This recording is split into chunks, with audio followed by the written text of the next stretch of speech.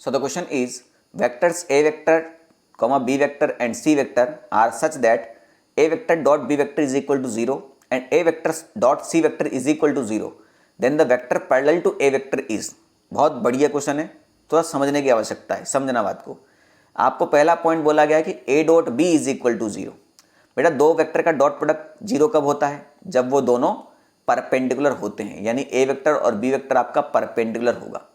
तो मैं क्या करता हूं बेटा, A वेक्टर को पॉजिटिव x डायरेक्शन में फिक्स कर देता हूं, है ना। A वेक्टर को पॉजिटिव x डायरेक्शन में फिक्स कर देता हूं, तो B वेक्टर किधर आ जाएगा बेटा आपका? पॉजिटिव y डायरेक्शन में। अब B वेक्टर की संभावनाएं बहुत सारी है, आपका किसी भी बाकी मतलब आपका ये positive y, negative y, positive z और नेगेटिव z चारों डायरेक्शन में आ सकता है B वेक्टर। हम मान के चलते हैं इसको पॉजिटिव y डायरेक्शन में, ठीक, सिंपल सी बात है, क्योंकि ये हमने फिक्स कर दिया। अब A और B हम फिक्स कर चुके हैं। दूसरा है A dot C is equal to 0, यानी A dot C is equal to 0 है, मतलब A vector is perpendicular to C vector. A vector तो यहाँ फिक्स हो चुका है, यानी C वेक्टर की अब संभावनाएं कितनी है? C वेक्टर की सभी संभावनाएं। भाई B वेक्टर की 4 संभावनाएं थी ना, उसी प्रकार से C वेक्टर की भी 4 संभावनाएं। तो इस पोजीशन पे आपका B वेक्टर और C वेक्टर दोनों हो सकते हैं। इस एक्सिस पर भी आपका B वेक्टर और C वेक्टर दोनों हो सकते हैं। इस एक्सिस पर भी आपका B वेक्टर C वेक्टर दोनों हो सकते हैं।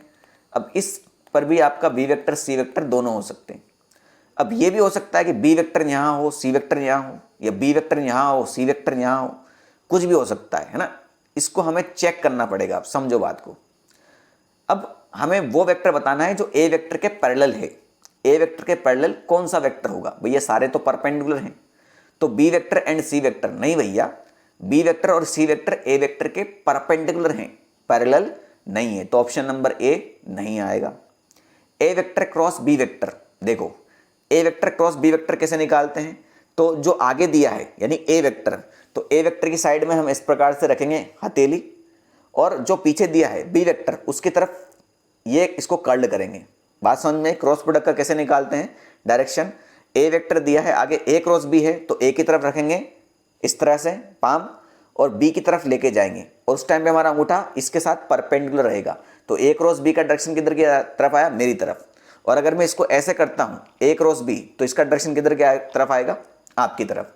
तो अगर मैं किसी भी एक को उठा के देख लेता हूँ, तो अगर मैं इस A क्रॉस B की बात करता हूँ, ये भैया X में है और ये Y में है, तो X क्रॉस Y किधर आएगा आपका? पॉजिटिव Z में। किधर आएगा?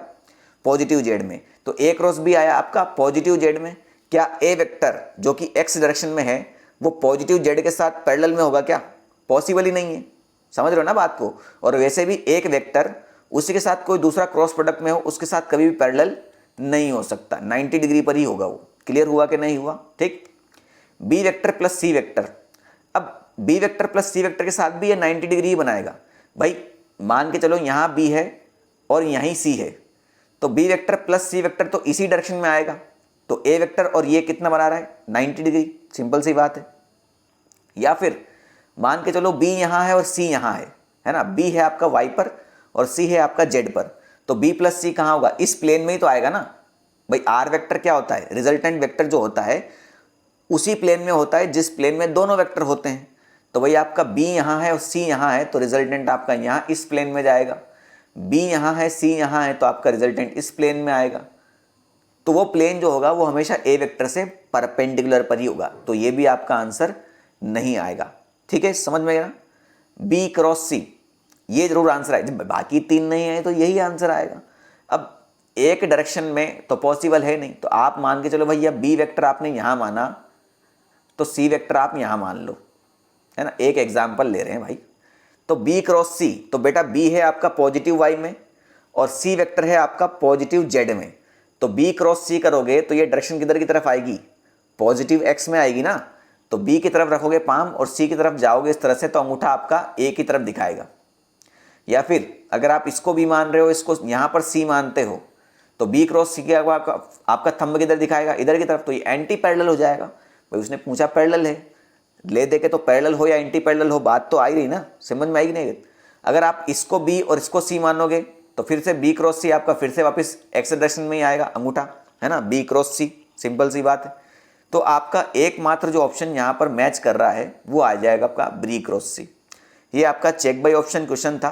ठीक है, मैंने पूरी कोशिश की है कि आपको यहाँ पर मैं इस तरह से समझा सकूँ। आई होप ये आपको समझ में आ गया होगा। ठीक है।